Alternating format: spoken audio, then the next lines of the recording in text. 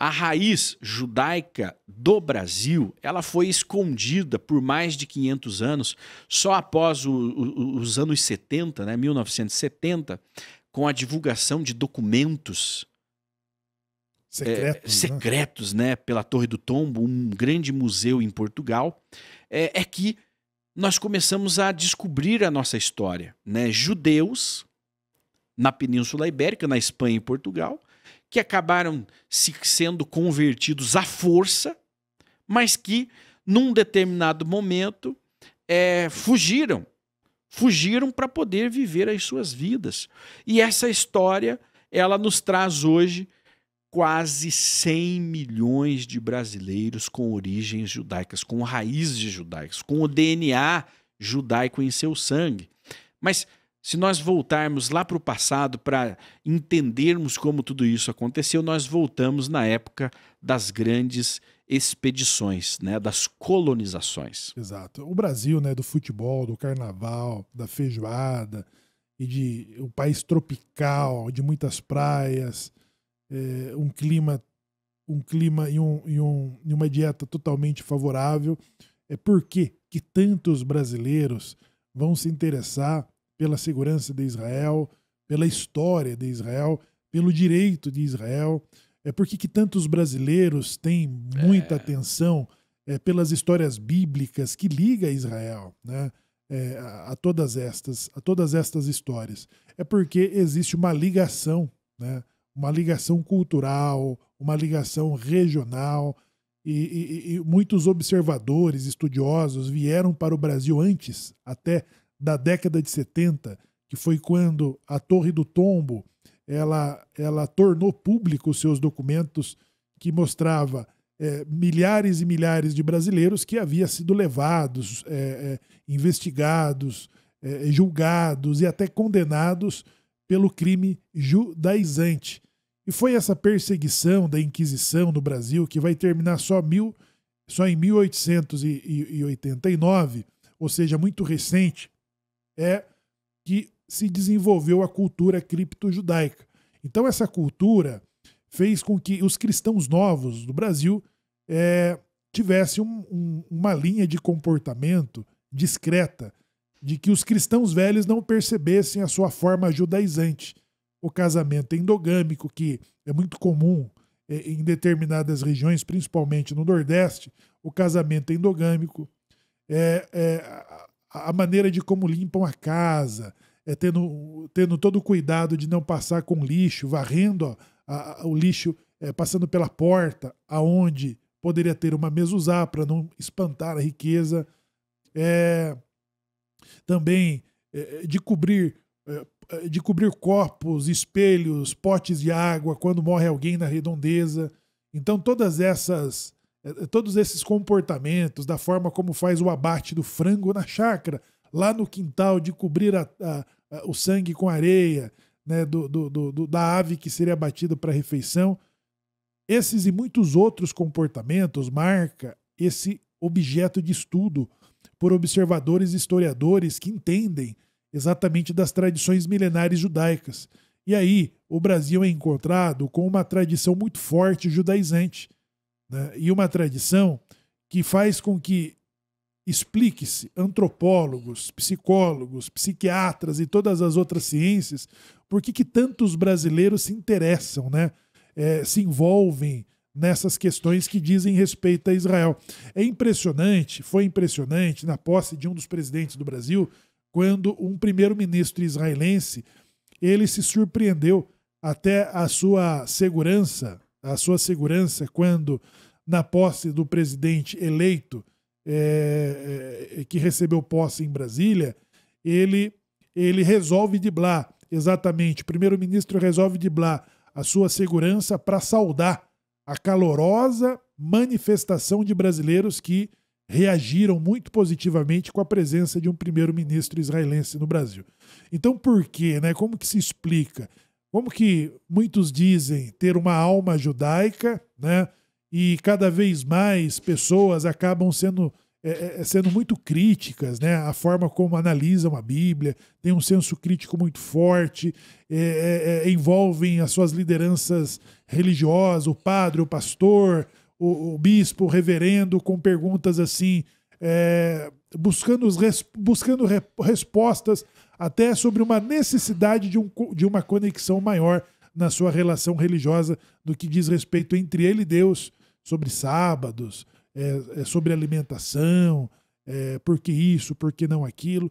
Então, todos esses são fenômenos, né, que traduzem, né, essa herança hereditária, essa herança de DNA, esse pertencimento a uma história muito antiga, que remonta a mais de 3.700 anos, e o Brasil foi o último reduto para onde fomos jogados, fugimos, escapamos, buscando liberdade e condições melhores para retornar às nossas origens e também às nossas raízes, Shumon.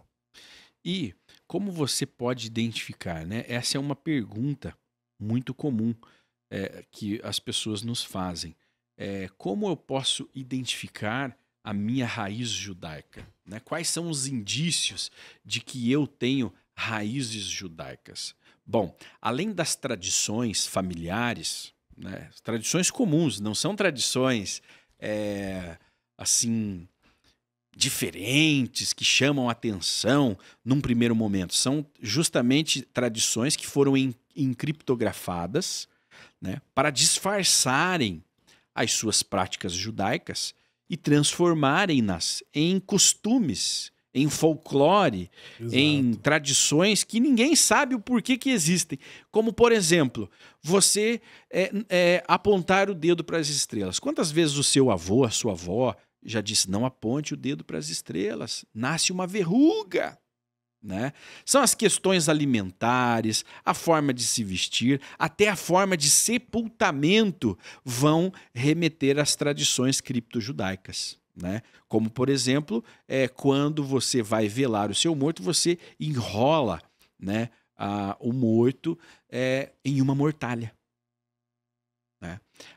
Cobre todos os potes de água, vidros, espelhos, né, dentro de casa. A alimentação ser diferenciada, muitas famílias não ingerem carne de porco. Né? Os comportamentos familiares no sábado. Né? Nós tínhamos avós que acendiam velas para todos os santos na sexta-feira e mantinham essa vela acesa de sexta até segunda. Exatamente. Benzedores, Timão. Benzedores no Ceará, né? No Nordeste. Tem benzedores, né, de famílias que sabidamente pertenceram a cristãos novos, que fazia ali os filhos, né, as famílias levavam os filhos para o benzedor, né, para alguma moléstia, né, alguma doença que eles tinham ali, e aquilo era benzido com um galinho de alecrim, de arruda, né, e ali sempre com uma reza que era feita em outro dialeto. Né? Então, eu já vi uma família de cearenses, né, que vieram para São Paulo e foram muito requisitados pelos paulistas. Olha que interessante. Por que os paulistas procuravam benzedores vindo do Nordeste? É incrível. Aí, os paulistas levavam suas crianças ali, que tinha algum tipo de anomalia de saúde, e ali era benzido. E o benzedor fazia uma reza, né, uma prece rápida, com dialeto em hebraico. Né? E aí você vai olhar lá, mas qual a formação desse cearense? E muitas vezes é até analfabeto. Não tinha nenhum grau tradição passada de pai para filho, né? Então, todas estas questões, né, indicam o grau. Né? Muitas pessoas estão comentando no chat como descobrir, né, por um teste genético. Pode ser feito. Hoje, esses laboratórios, né, que buscam resposta por DNA, eles se tornaram um importante banco de dados. Um dos famosos é o Genera, mas tem o outro que eu vou trazer aqui numa próxima programação. Tem um outro importante laboratório que também tem sido muito importante para as pessoas definirem, né, a que grau, a que nível que tem o seu DNA. Qual é a distância, né? A que distância, histórica, né? Do seu DNA com os seus ancestrais. Óbvio, se passaram 500 anos, dificilmente você vai ter um DNA intacto devido à miscigenação no Brasil, né? Nós temos aí os judeus que vinham para cá, que se casavam com as índias, se casavam com as escravas, né? E ao contrário também, né? As judias que acabavam contraindo casamentos com outros povos de outras nações, né? E o Brasil foi se miscigenando. Mas havia um motivo e uma questão que acabava mantendo os judeus, inclusive é uma tradição entre as famílias judaicas, o casamento endogâmico entre primos. Por quê? Porque havia uma discriminação por parte dos cristãos velhos com os cristãos novos, aquela desconfiança. Tudo bem, você fez a conversão aí, você é judeu, você se converteu, mas eu não acredito na tua conversão. A própria igreja, pureza de sangue, né? A própria igreja, ela discriminava esses cristãos novos, obrigando-os a viverem muito próximos uns dos outros, o que possibilitou a preservação de determinadas tradições, determinados costumes. Então, o casamento entre primos é o resultado dessa discriminação. Não é apenas para manter a família junta ou os bens. Isso também, mas era fruto da necessidade, né? Os cristãos velhos não permitiam que suas filhas casassem com cristãos novos. Quem eram os cristãos novos? Os judeus recém-convertidos. Tratava-se de um preconceito de sangue, né? Um preconceito, pureza de sangue. Então, a segregação que a igreja não conseguiu superar, mesmo tendo que converter os judeus à força, com a intenção de assimilá-los na segunda ou até na terceira geração, ela nunca conseguiu superar isso. Então, ela não permitia que cristãos velhos se casassem com os cristãos novos.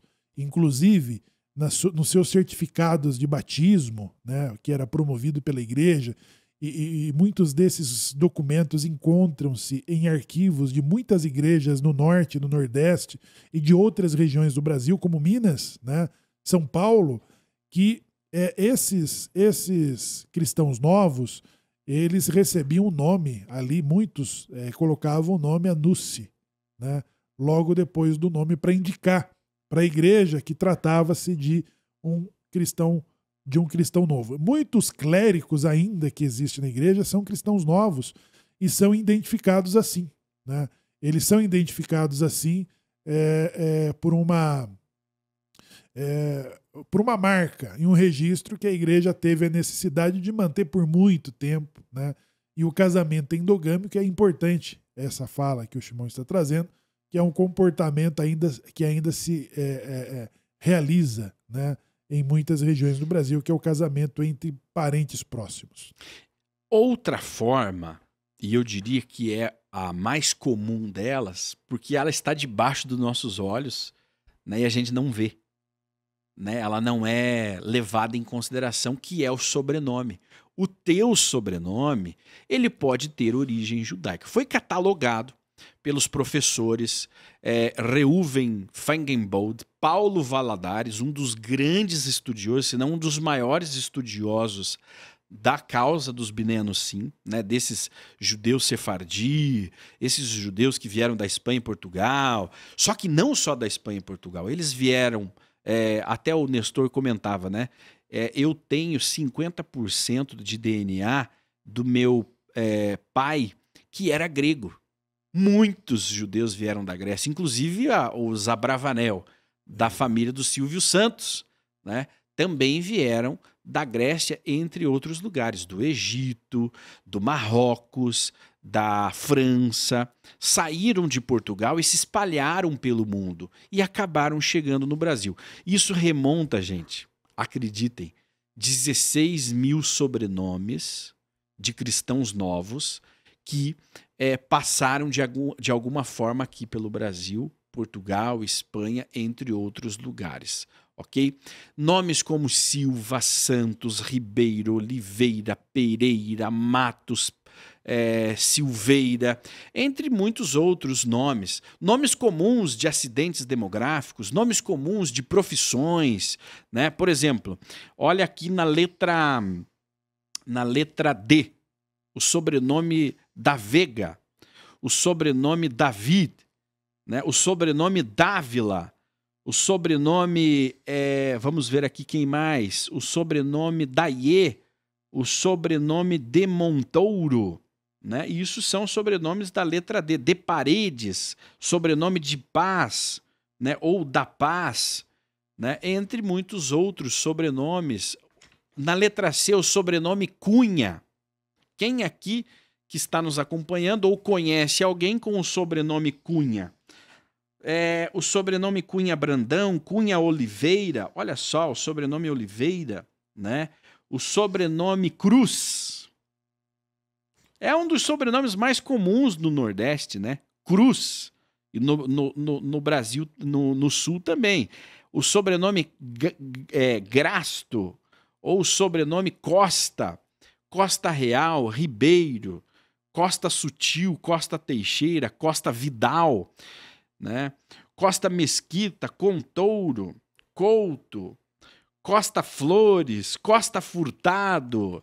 Olha só quantos sobrenomes. São mais de 16 mil sobrenomes que estão catalogados nesse dicionário Sefaradi, né, de sobrenomes de cidadãos que mudaram os seus nomes. E por que eles mudavam os nomes? Por que eles adotaram esses nomes? No começo. Depois foi passando de pai para filho, mas por que no começo eles mudavam? Para fugir das perseguições, para saírem do foco da Inquisição. Porque a grande chave disso tudo é a Inquisição e o papel da Inquisição na construção do Brasil. Nós sabemos que a igreja tem grande influência em toda a construção do que nós conhecemos hoje como Brasil, em todos os aspectos da sociedade, inclusive em ocultar do Brasil que aqueles portugueses que vieram para o Brasil na colonização de Pedro Álvares Cabral e seguiram colonizando, né, por todos esses séculos, né, a cada 4 que eram portugueses, 3 eram cristãos novos, 3 eram judeus que estavam fugindo de Portugal devido às expulsões e às perseguições na Península Ibérica. Então, quer conhecer mais da história, das raízes judaicas do Brasil, eu convido você a se juntar a nós no nosso canal no WhatsApp, Raízes Judaicas, tá? E se você, tá ali no chat, o link do nosso canal Raízes Judaicas no WhatsApp. E se você quer já dar sequência, andamento na sua na restauração da sua identidade judaica, no retorno às raízes, você pode fazer contato conosco nesse contato. Diga o seguinte: quero ser integrado à sinagoga dos judeus emergentes do Brasil. Mas quem são esses judeus emergentes do Brasil, Shemuel? É o Anuncim Brasil. O Anuncim Brasil faz um importante trabalho, né? Esses cristãos novos, esses brasileiros que têm suas origens judaicas e que já têm essas informações e decidiram, né? Decidiram retornar às suas origens, eles são atendidos através das sinagogas, nas comunidades que estão em Belo Horizonte, em Brasília, Goiânia, São Paulo, Campinas, Belém do Pará, Campina Grande, na Paraíba, São Luís do Maranhão, Imperatriz do Maranhão, Curitiba e muitos outros lugares aonde já existe um serviço de reintegração cultural e religiosa a esses brasileiros que decidiram pelo retorno às suas origens, né?